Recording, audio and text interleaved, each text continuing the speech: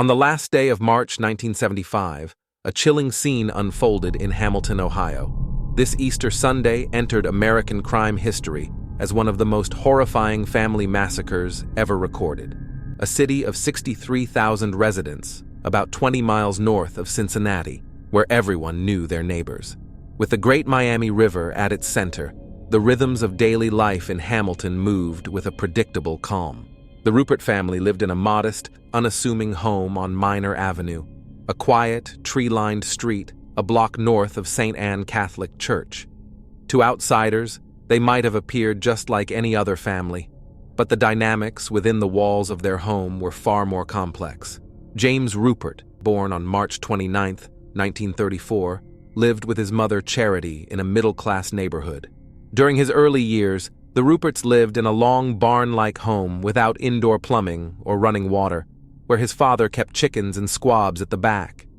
It was during this period that James developed asthma, triggered by dust and feathers, which left him weak and restricted his physical activities throughout his childhood. His illness forced him to adopt a hunched posture, and he was deemed too frail to participate in school gym classes or play sports with other children. Even without his asthma, his short height and weakness would have likely hindered his ability in competitive sports. His peers called him a derogatory name for being effeminate, and he grew up shy and introverted, frequently bullied and isolated, with hardly any friends. Throughout high school, James struggled academically and remained distant from extracurricular activities, seldom attending ball games or dances, and he never dated. These early experiences had a profound impact on him. Despite his attempts, James Rupert found himself unable to have sexual relations with women. James's mother, Charity, often expressed regret that her second child wasn't a girl and told him that she would have preferred to have a daughter, calling him a mistake. She lavished affection on his elder brother, making James acutely aware of his own shortcomings. His father, Leonard, known for his aggressive and violent demeanor and a quick temper, showed no affection towards James and his brother, Leonard Jr. James remembered his father as a frustrated, unsuccessful man who had no confidence in him. He used to tell James that he would not be capable of holding a job or supporting himself as an adult. When James was 12 and his brother was 14, their father died from tuberculosis in 1946 at the age of 37. Leonard Jr. assumed the role of the father figure, but frequently belittled and taunted James for being a weakling. James was physically smaller than his brother. As an adult, he was only 5 feet 6 inches tall and weighed 135 pounds. By the age of 16, James's domestic frustrations drove him to run away from home and attempt to take his life using a sheet. His attempt failed and he returned to his family. As time passed, James's resentment towards his brother intensified. He studied engineering, but was unable to complete his college education, dropping out after 2 years, in stark contrast to Leonard, who not only graduated with an electrical engineering degree, but also shone in athletics. Adding insult to injury, Leonard married one of James's very few girlfriends, with whom he went on to have 8 children. While Leonard enjoyed a successful career at General Electric, James found himself unemployed at the age of 40, still living with his mother. The household was full of tension, with Charity's domineering personality often clashing with James's more withdrawn and introspective nature. People described him as an unremarkable, modest, bookish, and helpful man. They said he was nice and quiet, struggling to assert his independence in a family dominated by strong personalities. James's attempts at carving out his own path were met with resistance. The familial home became a prison of sorts, where his aspirations and desires were continually overshadowed by the needs and judgments of others. Despite possessing a keen mind, James found his career aspirations stymied. He pursued draftsmanship after leaving college. However, job after job left him unfulfilled, feeding into a growing sense of inadequacy and despair. At his last job, in production design services in Dayton, Ohio, he was described as a good employee, although he lost this job due to the company's problems. By all accounts a man of intelligence and potential, James found himself bouncing between jobs, unable to settle into a stable career path. His attempts at independence were frequently thwarted, drawing him back into the familial orbit that he found both comforting and suffocating. The brighter his intellect shone in the realm of theory, the darker his personal world became, clouded by a persistent inability to connect with those around him. It was in the eyes of his family that James's failures were magnified, reflecting back at him a vision of a life failed. It was during this time that he had crashed his convertible Cadillac and was driving an old Volkswagen, a detail that will later play a crucial role. James's life was marked by quiet despair, unspoken pain, and a longing for something just beyond his reach. He envied Leonard, whose accomplishments highlighted James's feelings of inadequacy and isolation. His relationship with his mother, showing favoritism and harboring unexpressed disappointments, strained his fragile psyche. The lack of open dialogue led to a buildup of stressors, including financial strain and unmet emotional needs, which exacerbated underlying conflicts. Financially, James was indebted to his family and had lost significant savings in the stock market crash of 1973-1974. Charity's frustration with James grew over his unemployment and habitual drinking, leading to threats of his eviction from her home. As the pressures mounted, the walls of the Rupert home began to close in on James, trapping him in a cycle of frustration. As Hamilton basked in the light of Easter Sunday 1975, preparing to celebrate the resurrection of hope and joy, James Rupert wrestled with demons born from years of silent turmoil and resentment. A volatile mix of suppressed rage and growing sense of desperation would soon reach its breaking point. A month before the massacre, James asked about the possibility of adding silencers to his firearms during an ammunition purchase. His mental state, already strained by depression, edged him closer to a crisis. On the eve of his 41st birthday, March 29, 1975, locals spotted him practicing his aim on tin cans with his .22 pistol and .22 rifle by the Great Miami River. In the evening, he went to his usual spot, the 19th Hole Cocktail Lounge, engaging in conversation with Wanda Bishop, a 28-year-old staff member. She said that James told her he was frustrated with his mother's demands on him and his impending eviction, and that he needed to solve the problem. He stated that his mother had complained that if he could afford to drink 7 days a week, he could afford to pay the rent. After leaving the lounge around 11 p.m., James returned later. Bishop asked him if he had solved the problem. James replied, "No, not yet." He remained there until the establishment closed at 2:30 a.m. Leonard, his wife, and their 8 children spent Saturday evening at the Easter Vigil services. On March 30th, after an early service, they got into their black van and traveled from their home in Fairfield to Hamilton, where they gathered at Charity's house for a celebration and Easter dinner. The children's grandmother was excited to see them. The day began happily. Spring breathed new life into the streets with budding trees. The family participated in an Easter egg hunt on the front lawn, while James, having spent the previous night drinking, stayed upstairs sleeping. Nobody could have anticipated the horror that would soon unfold. After the egg hunt, the family went into the house. Waking up around 4 in the afternoon, James loaded a .357 Magnum, 2 .22 caliber handguns, and a rifle, then went downstairs. His mother was making sloppy joes in the kitchen, while Leonard and his wife Alma sat together at the kitchen table, catching up with Charity. James's nephew, David, and his nieces, Teresa and Carol, were also in the kitchen. The other children were playing in the living room.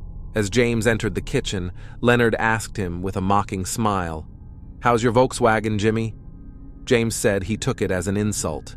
He fired at his brother and fatally shot him in the head. Then he shot his 38-year-old sister-in-law. His 65-year-old mother lunged at him, and he shot her in the head and then in the chest. After that, he shot 11-year-old David, 9-year-old Teresa, and 13-year-old Carol. After that, James rushed into the living room. There, he shot his remaining niece and nephews in the head one by one.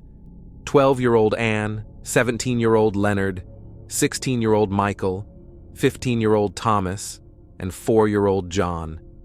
In less than 5 minutes, James murdered his whole family. During the killings, he reloaded 4 times. James spent 3 hours in the house with 11 bodies of his dead family members. He changed his clothes. And at 9:41, he finally called the police and said, "There's been a shooting." He waited for the police inside by the front door. When the police arrived, they noticed 2 bodies in the living room while talking to James. The authorities stepped into a nightmare that no training could prepare them for. The only sign of possible struggle in the house was a tipped wastebasket, the police said. They counted 31 spent cartridges. 3 pistols were found in the living room. A rifle was propped against the refrigerator door in the kitchen. None of the victims had been tied or restrained in any way. James was placed under arrest and surrendered without resistance. He was as submissive as could be, Hamilton Police Chief George McNally recalled. The news of the massacre spread rapidly, turning the Easter celebration into mourning. James's neighbors and acquaintances had never imagined he could commit such violent acts, let alone on the scale of this massacre. He had no police record, and the Rupert family had been regarded by the community as pleasant and amicable. James was described by neighbors as a loner, intelligent, and an ardent reader. One neighbor recalled Charity had said about her 2 sons that her kids were never allowed to be children. They were always men of the house because their father died at an early age. They were very responsible. One neighbor described Mrs. Rupert as the sweetest little woman who ever walked. James's uncle, Rufus Skinner, insisted that Jimmy and his brother Leonard were 2 close soldiers who did everything for their mother ever since their father died in 1947. Arthur Bauer said of his close friend, James, "He's not violent at all. I can't believe he did it. How could anything like that happen?" A retired court stenographer, Mrs. Lucille Tabler, who knew the Ruperts, said, "I just don't believe it. Why would he want to do something like that? I wish I could talk to Jimmy." The crime scene presented by Hamilton prosecutor John Holcomb was described as one of the most challenging his team had ever faced. The police said it was a slaughterhouse. Holcomb said, "When I walked through that front door, I saw that little 4-year-old boy with blue bib corduroy overalls on, a long-sleeve blue cotton shirt, and lying on the floor at the foot of the couch. In his outstretched right hand, he had partially opened the tinfoil purple wrapper off a chocolate Easter egg. That was a sight that shook me to the depths of my soul, and I have never forgotten it." Butler County Prosecutor Michael Moser cannot unsee the house and the struggles of the children. One who almost got away was found near the back door. The police found broken fingernails in the walls of the living room. Moser said, "I can still see it as clearly as I can see my wife's picture here in my office." In the upstairs bedroom, he found a book about how to commit a perfect murder. He said, "I thought to myself, this is weird, because this was anything but perfect." James was taken into custody, facing 11 charges of aggravated homicide. He declined to respond to law enforcement's inquiries and showed a lack of cooperation. He explicitly indicated his intention to plead insanity. Lawyer Dennis Hardy, who worked as an intern with the Hamilton Police Department at the time of the massacre, interacted with James briefly while giving him back his wallet, keys, and other personal belongings at the Hamilton City Jail before he was moved to a larger facility. He recalled, "They brought Rupert up to the window and he said, 'Oh, good morning, how are you?' He was very perky and smiling and upbeat, unconcerned. He asked for a hand count of the cash in his wallet to ensure no money had been stolen from him during his one-night stay. Maybe he knew and didn't care, but he carried himself as if he did not have any idea what was going on around him, or that he was headed toward an entire life in prison.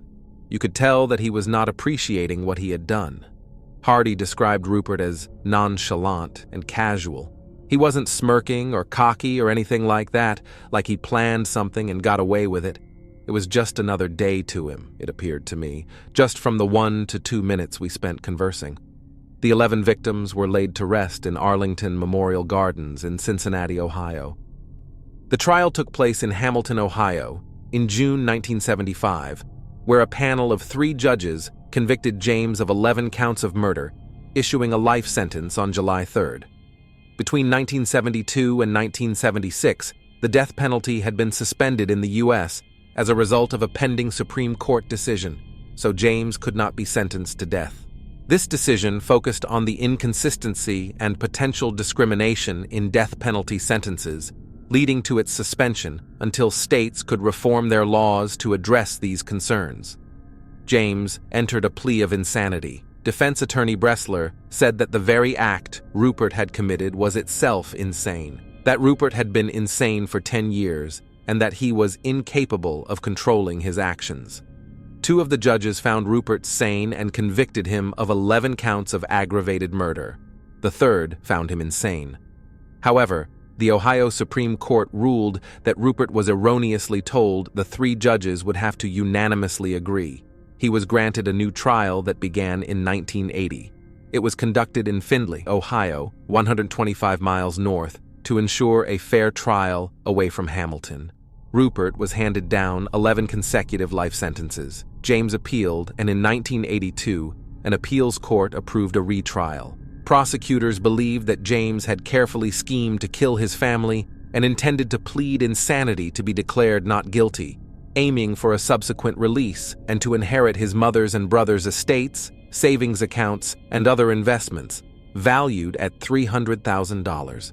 Under Ohio law, Rupert could have inherited his victim's estate if he had been declared innocent by reason of insanity. Defense attorney Hugh Holbrook said about James, "He's one of the kindest human beings I have ever met. He would do anything to help people."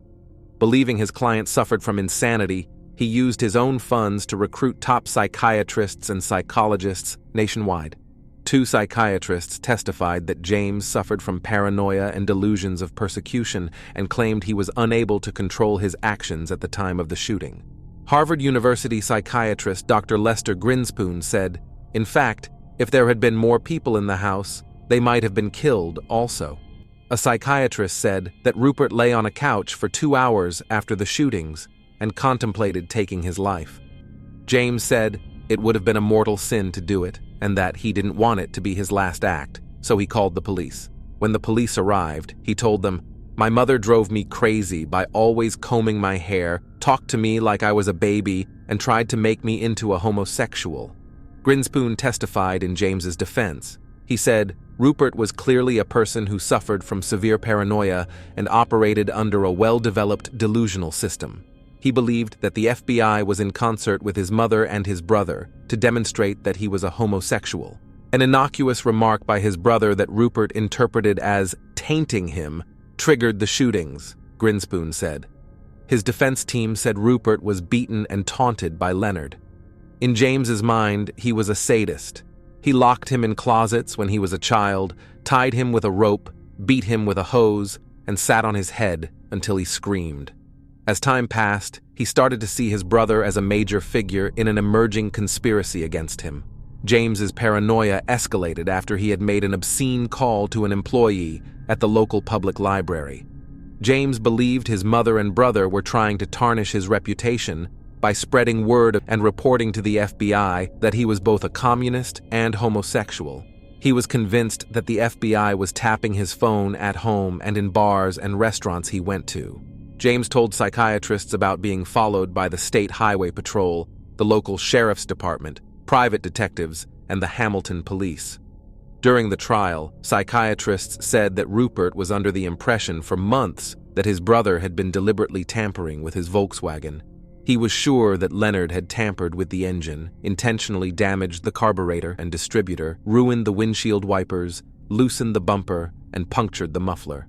Leonard's seemingly harmless inquiry triggered a flood of thoughts, memories, fantasies for James, reflecting years of perceived wrongs from childhood. From James's perspective, Leonard was mocking him about the car, leading him to reflexively pull out his gun. Leonard would never harm him again. He aimed to overcome the sibling he felt he never quite matched, to take away Leonard's life and the lives of those Leonard cherished, and to secure enough money to live the life he felt was rightfully his. Dr. Howard Sokoloff described James as suffering from a paranoid psychotic state, one symptom of which was departure from reality in terms of thinking and behavior. He thought Rupert was inclined to be excessively suspicious, jealous, and angry. Dr. Philip Meehan said about Rupert's personality, "His ability to evaluate is impaired. His view of others is warped. He sees virtually no one in a kindly light."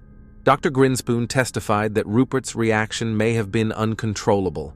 His ego was just completely overwhelmed by this rage, this suppressed rage which had been accumulating over some 10 years or more, actually since childhood, that there was no way in which he could avoid doing that act. The defense believed that Rupert had acted spontaneously, and that his crime wasn't premeditated. However, the prosecution's psychiatric testimony highlighted the financial motive. 2 psychiatrists and a psychologist stated during their testimonies that Rupert was aware of his actions, understood the difference between right and wrong when the killings occurred, and possessed the capability to control his aggressive urges. Dr. Charles Fuse Jr. said he did not believe the slayings were carried out in a robot-like manner, yet there simply was no explanation for the killing of the sister-in-law and the children, since they had never been implicated by Rupert in the alleged conspiracy against him. Butler County coroner said that his killings were pretty much of a deliberate execution. Police Chief McNally described James as a gun freak. Guns symbolized the masculinity James felt he missed out on as a child with asthma, when he couldn't participate in sports like other boys. Psychiatrist Shervert Frazier believes that family killers are frequently seen as gentle and passive individuals. They carefully sublimate their hostility toward family members, so long as they receive some kind of reward in return, be it psychological or economic. But when such rewards are withdrawn, for example when they are kicked out of the house or deprived of money, an explosion of anger is likely to occur. Family killers are often loners who depend almost exclusively on the family to satisfy their emotional needs. On July 23, 1982, a panel of 3 judges convicted Rupert of first-degree murder in the cases of his mother and brother, while acquitting him of the other 9 murder charges on grounds of insanity. The inheritance was forfeited. Rupert was given 2 consecutive life sentences. His attorney attempted to appeal, but the motion was denied. Holcomb said prosecutors did not seek the death penalty in the second trial because it was obvious there was mental impairment, which is always a mitigating factor. James Rupert was incarcerated in the Allen Oakwood Correctional Institution in Lima, Ohio. Alma's mother, Edna, blamed Rupert for 13 deaths, not 11. 3 years after the murders, her husband, Alma's father, took his life at 4 a.m. on Easter Day. The police found him with a gunshot wound in the head. A juror during the 1982 trial collapsed during the trial from a heart attack and died. Those pictures must have got to him, Edna said. Rupert was denied parole at each hearing, with officials stating that the inmate was not suitable for release. The reasons given were that he had not completed any recommended programming and did not appear willing to do so. Additionally, the inmate's record noted negative institutional conduct. Butler County Sheriff's Specialist Mike Grimes was a detective in the summer of 1975, guarding the defendant in jail and during their walk across Court Street from the old county jail. Grimes said he was a real quiet, non-assuming kind of a wimpy guy. But what Rupert did was notorious, and nobody was taking chances. Though confined in a mental hospital, James had an extensive wardrobe, loved to eat ice cream, and received the Wall Street Journal on a daily basis. The only Rupert in Hamilton, Donald, a distant cousin of James, was bullied for 6 months after the murders. He finally changed his name for some time. Police Chief McNally said about the case, "I suppose my overriding sentiment is anger at him and the system that lets him live." Rupert died from natural causes on June 4, 2022, at the age of 88, while still at the Franklin Medical Center in Columbus, Ohio, a unit of the Ohio Department of Rehabilitation and Correction. Prosecutor John Holcomb said, "I remember it every Easter, and more often than that too. I worked on that case, beginning Easter Sunday evening, worked on that exactly 20 hours a day, 33 days in a row." George McNally said, "I can understand the heat of passion. I can't understand someone doing that to kids or their mother." When Grimes found out about Rupert's death, he said, "It's a relief for taxpayers. Don't have to pay for him anymore." Prosecutor Moser said about his death, "I thought, well, this is finally the end." 1 year after Easter Sunday, 1975, the Rupert home was opened for public viewing, and everything inside was sold at auction, including the furniture, appliances, clothing. Subsequently, The house underwent cleaning before being rented out to a family new to the area, who had not been informed about the horrifying murders that occurred within its walls. Homicide is classified as a psychological stigma by the state, so real estate agents don't have to disclose such incidents to prospective buyers. The family members claimed to hear voices and other unexplained noises. Footsteps were coming down the stairs, doors slammed, lights turned on and off, so they eventually left the house. Since then, several other families resided there, moving in and out. None of them stayed for long. Each family could hear the same eerie voices and sounds. The house remained abandoned for several years, but when Cinnamon Baker moved in 2008, the hauntings stopped. Cinnamon had no idea who James Rupert was until her boyfriend's coworker asked about him, and she Googled his name.